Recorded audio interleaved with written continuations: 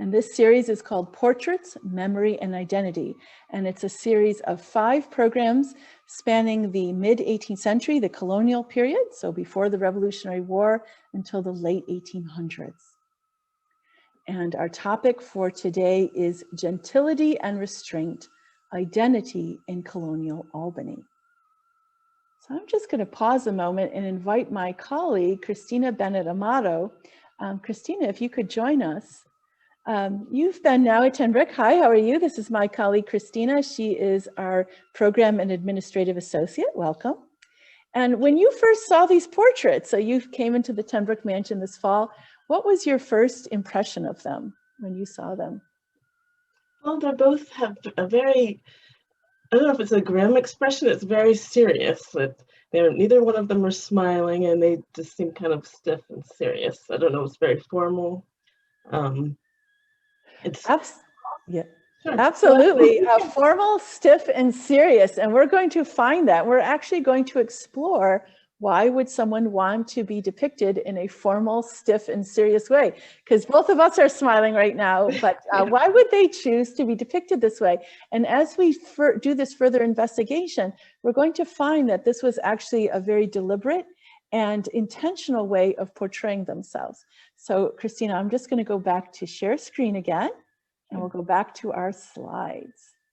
All right.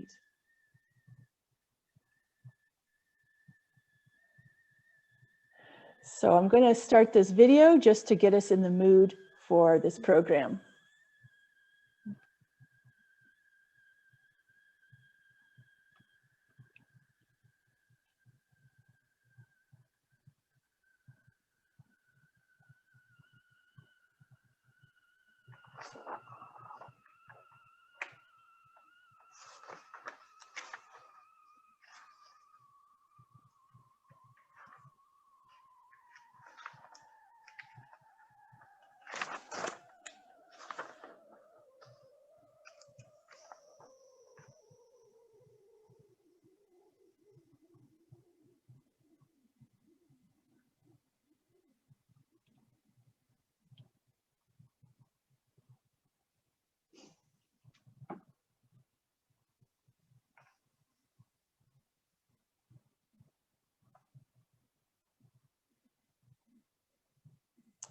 Okay.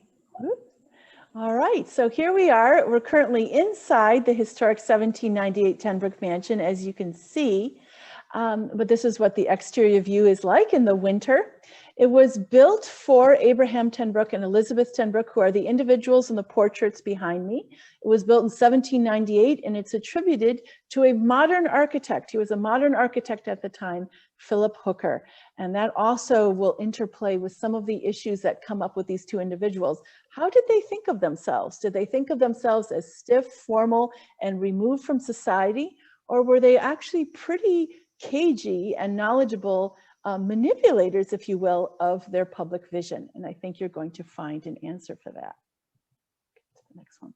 So the Tenbrook Mansion, as I mentioned, was built in 1798. It was built for Abraham and Elizabeth. I'm just going to admit some more people to the program. The structure is built in a Federalist style, and we are open for programming in May. We actually were one of the first museums to reopen this previous summer, and we will be open for tours beginning in May, running through mid-October. Go to the next here. It's getting a little stalled. And here's an interior view of the wonderful interior. All right, so here are Elizabeth and Abraham. This is a very significant set of images, and there's a lot we can learn about it just by seeing their relationship to each other. It's a pair. It was painted for a very significant moment in their lives in 1763 when they were married. So this is a marriage portrait. And as you can see, they're gently turned towards each other. So they are in relationship to each other. And we noticed that a lot of people were very interested in the art, in the history, and also textiles. So we're going to start with who created these images. These images were painted by Thomas McGillsworth.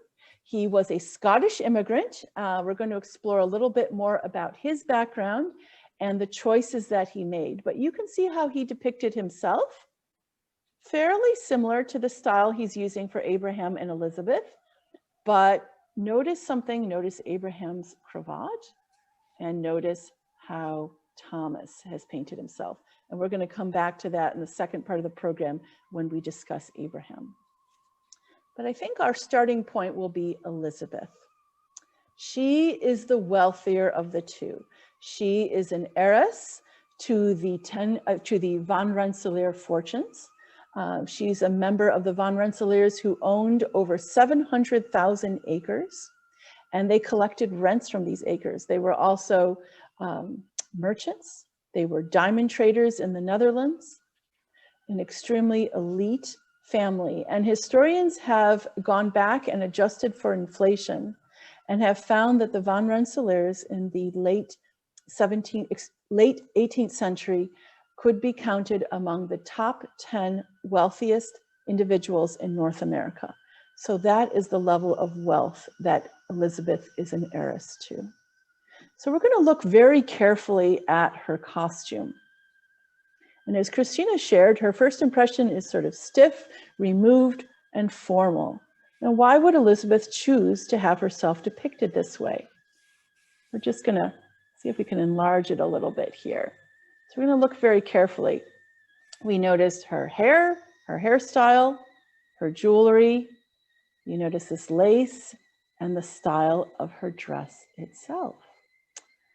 So I'm going to just pause this and start another poll. I would love to get your opinion here on what do you think. All right, relaunch polling. Yes. I want to go to the next poll. Oh, maybe it's not letting me do that. Well, we're having people answer that, but we were hoping to have gone to the next. Here we go. This is what we wanted. What cost the most? My apologies. Here's our next poll. What do you think is the most expensive parts of Elizabeth Van Rensselaer Tenbrook's outfit? Do you think her dress was the most expensive, then the necklace, then the lace? Do you think the necklace was the most expensive, then the dress, then the lace?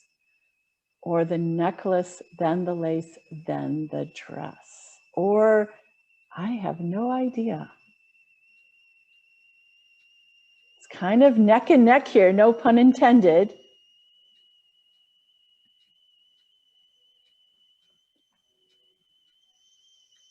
And it's okay to say you don't know. Okay. This is a very savvy group. This is a very savvy group here. Okay, pretty much everyone has answered. A couple more are coming in. So you can see, this is a great group. You are absolutely right. The necklace is the most expensive part of her outfit, then the lace, not the dress. The lace was more expensive. All right, so we'll go back to our slideshow here.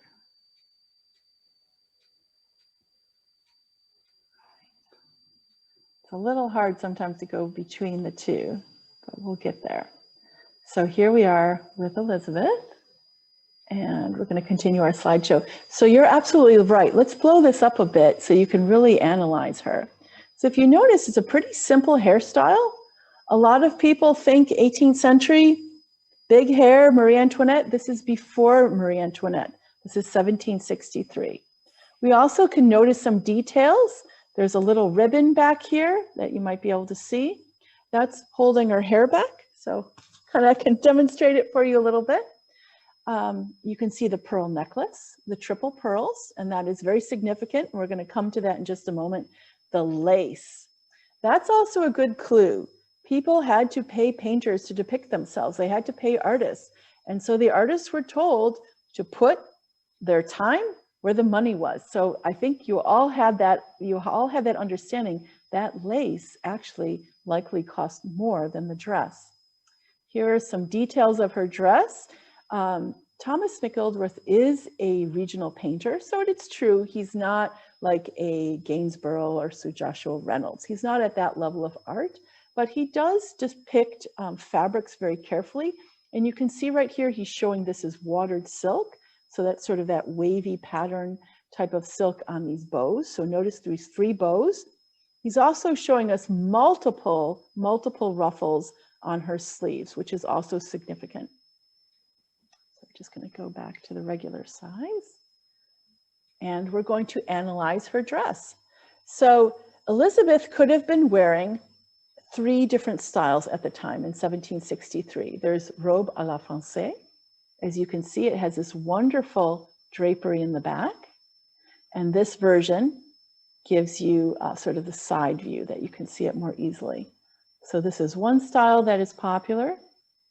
There's robe à l'anglaise, which means in the English style. And you can see that's more how we think of dresses now, where it's gathered together. But if you notice, there is this train. There's trains on these dresses as well. And so that means these are not individuals who are really doing work. These are not individuals who have to head out to get anything done. They have carriages. They have people taking care of them. And then there was a 3rd style, robe à la polonaise. And I don't know about you, but I think this is the style that we would choose to wear ourselves in the wintertime, because as you can see, that train is up out of the way. And based on looking at Elizabeth's gown, you can really blow that up. Let's go back. You can see that you don't have the telltale sign of the robe à la Française, so it is likely in the English style. So she is wearing an English style dress. And when we talk about dress, we also want to talk about people. One of our missions here at the Tenbrook Mansion is we do talk about the Van Rensselaers and the Tenbrooks and the individuals who were patrons of the arts, who were mayors, who were Revolutionary War generals, but we also talk about the individuals who made their lives possible. And here I want to highlight the life of Susana. Who was the person who allowed Elizabeth to be dressed as she does? Well, we have a very interesting document from 1810. This was the year that Abraham died, so this is far after their wedding. And if you can make it out, but I'll share with you a little bit about this. It is a manumission document, because sadly and wrongly, the Tenbrooks and Van Rensselaers did choose to enslave individuals. And Susana, who is mentioned in this document here, as it is written right here, is the individual who took care of dressing Elizabeth, took care of all of her washing, all of her laundry, all of her ironing. So the fact that Elizabeth was able to look like this is all because of the hard work of a woman named Susana. And when Susana was 37 years old, she received what is called a partial manumission. She could live in her own house. She had to provide for herself and her 3 daughters. But she had to still come back and work once a week for Elizabeth. So as we ask in our school tours, that's really not freedom. So it's important to highlight in all of this, who are the individuals who are making these lifestyles possible? And if we blow this up, you actually see a little detail here. You can see the edge of Elizabeth's chemise, and that would have been made by someone like Susana and cared for, because we do know that the Van Rensselaers and Tenbrooks did grow linen. So looking at ideas of style, where is Elizabeth getting her style ideas from? Well, there's no Vogue magazine, but there are prints from famous paintings. And she's getting her ideas, if you look at that bow, the bow motifs on her dress, from France. This is Madame de Pompadour. She is the mistress of Louis XV. And if you look at this painting, she is a very educated woman. She's showing that she's reading a book. She's showing the books in the background. So while we have certain ideas about, being a royal mistress and what that role entailed, do keep in mind that these individuals, in some cases, were also very cultured, and she actually advocated for the arts. So Elizabeth is drawing her style ideas from the colors and the bows, and that's called an enchelle bodice or stomacher. And she's also getting her ideas from across the pond from Great Britain. And, you know, they always say, copy your style from the top. Well, that's exactly what Elizabeth is doing. Queen Charlotte. And what is the motif that we see here? Pearls, pearls, pearls. Queen Charlotte was all about the pearls. She received them as a wedding gift from her husband, George III, on her wedding day. They married in 1761. So just, you know, not even 2 years before Elizabeth and Abraham were married. So this is all the rage. And how did it come across to the colonies? Through prints. So there were thousands of these prints made of Queen Charlotte sporting her pearls. Here's another depiction of her. Let me see if I can get to the next one. Let's see. This one sort of exaggerates the size of the pearls, but I chose it because you can see them more clearly. They're even being used as epaulets.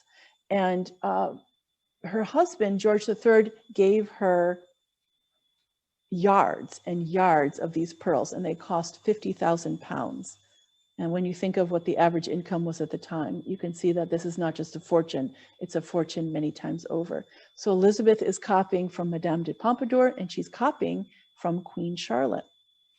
And the lace. Here is an Allan Ramsay piece. The artist who painted Elizabeth was Scottish, and the most famous Scottish artist of the time was Allan Ramsay, who was also painter to the king. And he has a whole series of portraits of women in blue wearing lace.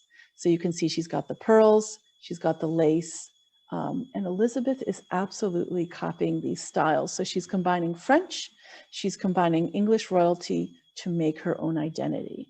So if Elizabeth had to do a style sheet, she would say Queen, Madame de Pompadour, the height of Scottish fashion, and of course an English style dress. So that is how she constructed her unique style, which for Albany at the time, Elizabeth was probably the only person with this level of dress. She's the absolute apex of wealth in this society.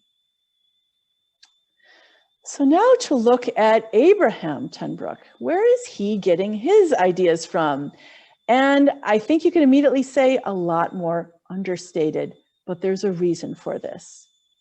So in the 18th century, to be a man, you did not have to be drab in your portraiture. You could be shown as a student, you could be shown as a preacher, you could be shown as an artist or a theatrical person, or you could of course be shown as the king. There's George III, the husband of Charlotte.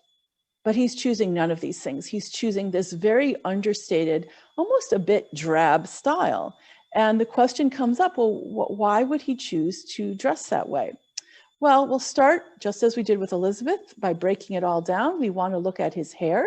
It is not a wig. Some of the more over-the-top individuals, especially older men in the 1760s period, were wearing very large wigs. And you can see it was mocked incredibly. This is a engraving by William Hogarth.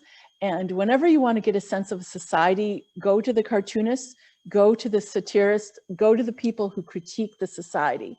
And you can see here, William Hogarth is criticizing just the over-the-top and almost disgusting nature of wigs that were proliferating during the 1760s. And he's pointing out that there's a whole hierarchy of wigs. And why is there a hierarchy? Well, the coronation of George III. Whenever you have a change in power, people start to want to know where they stand in that power structure. So Hogarth is reacting to the increased level of societal control that's coming in with George III. And you would pick out your wig would basically show your social standing. So Abraham is not really over the top in his wig. In fact, it's his natural hair. And he's sort of using this style, which is a simpler style right here. And we also want to look at Abraham's body type. He looks kind of stiff, but he also looks like he's slightly slouching, as you can see a little bit. Well, why is this? Well, what was the ideal body type for elite men in the 1760s?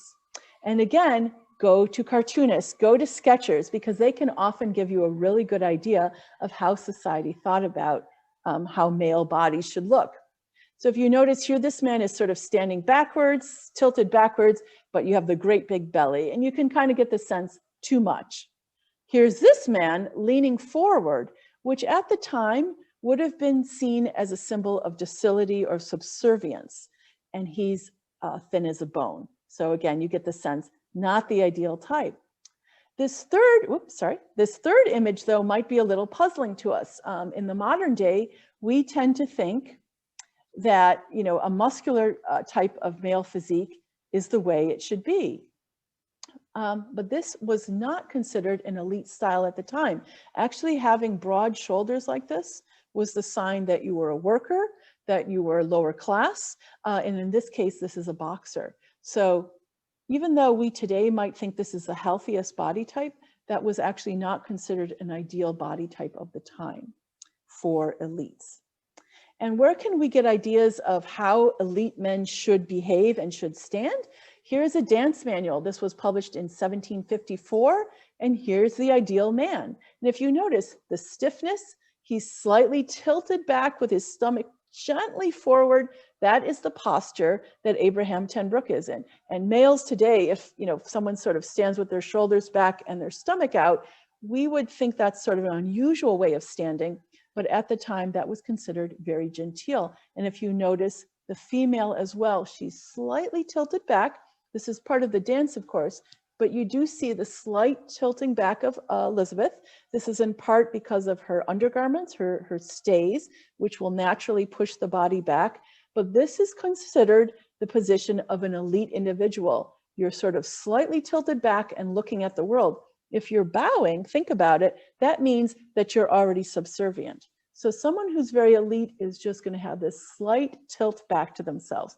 So I don't know if you want to keep that in mind the next time you go to a job interview. I'm just joking. I don't think I would recommend that. Our ideas of how we should stand have changed over time.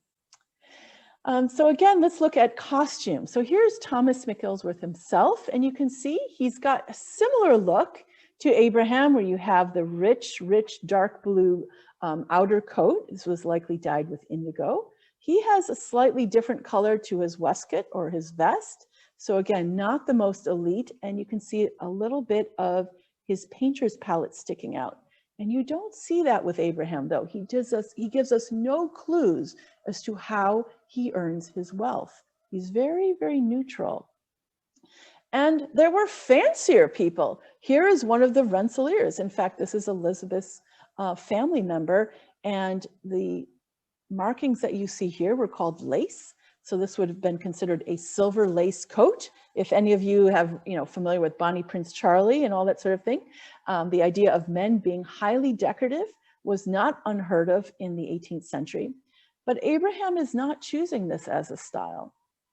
He's choosing this extremely plain style. This is an extremely plain style shared by one of the most powerful men in Albany.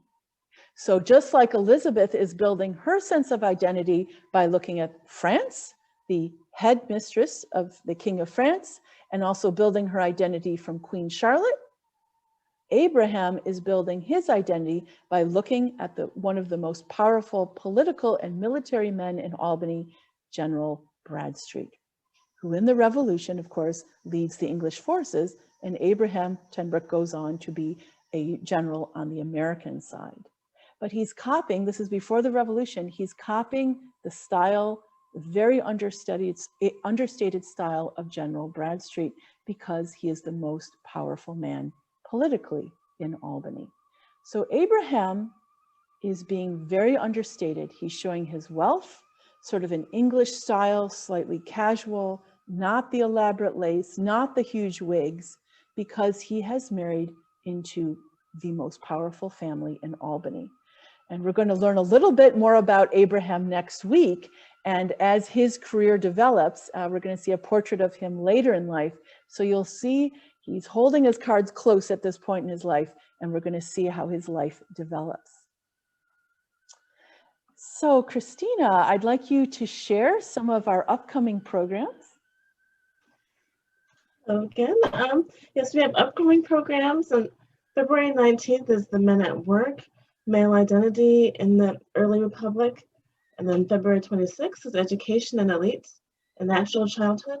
Then March 5th is She Walks in Beauty, Women, Creativity, and Romanticism. Then the final one is March 12th, Leading Women, Portrait of a Servant. And if you have questions, if you wanted to share, Christina? If you have any questions or if you want to contact us, you can email at info@tenbrookmansion.org. And there we have student activity guides, programs available for in-class, and the further reading guides as well. Great. And we have a couple more things. We'd love for you to get involved. Join us as a member, become a volunteer docent. You can volunteer with our archives and collections or become an intern. We do have high school, college, and graduate level programs. We are going to get to the chat. I do see some questions building up. We'd like to thank the following funders who made this program possible: Teaching the Hudson Valley, Humanities New York with support from the National Endowment for the Humanities, and members of the ACHA like you. You can see the sources and images. We are planning on posting this on YouTube, and you can also contact us for a bibliography and, as we mentioned, the education guides. So